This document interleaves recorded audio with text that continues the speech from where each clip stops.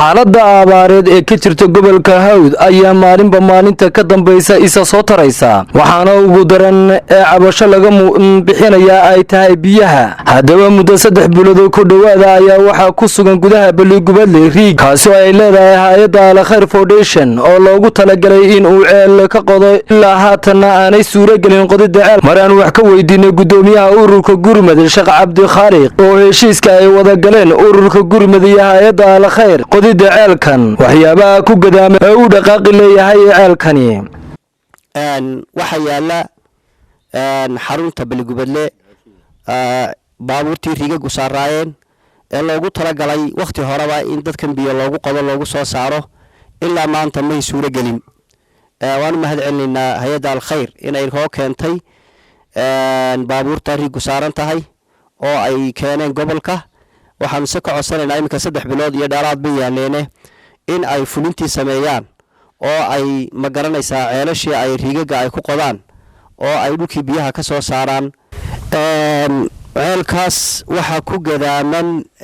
anagu tan ognahay waxa weeyaan maamulka sare Al-Khayr ayaa kulli fulinta iska leh iyaga bahalaha meesha keenay iyaga ayaa hawshii siday ay u fulin lahayn mashruuci ay u taala xukuumaddu inay wixii mashruucaha ay ceelasha ugu tala gashay inay Al-Khayr soo mariso oo Al-Khayr ay qodo hawshaasina waa hawl sideeda u socota insha Allah taala marka xukuumaddu ceelasha ay noogu ballan qaaday laftigeeda ama gobolka ugu ballan qaaday waxay soo marin doonaan wadada Al-Khayr maadaama la hayo qalabkii wax lagu qoday sidoo kale Sheekh Khalid Harun aw Ali ayaa waxa uu ka dalbaday xukuumadda maamulkeedu ay dib u dhac uga yimid hawla xagga xafiiskooda laakiin xukuumadda gacanteedii ama qarashkeedii hadii laga helo isagu waa aalada waxaan filayaa bari hadii lacagtii la helo inuu qabanayo ceelkii laakiin xukuumaddu hadii ay maanta dadka biyo u bilowday in loo soo saaro macnaheedu waxa weeyaan inay door lama ilaa waana ka qaadatay abaartii jirtay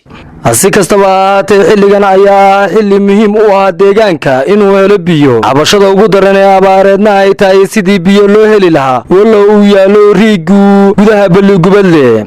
Cabdiraxmaan Samriye TV-ga caalamiga Home Cable TV degmada Balligubadle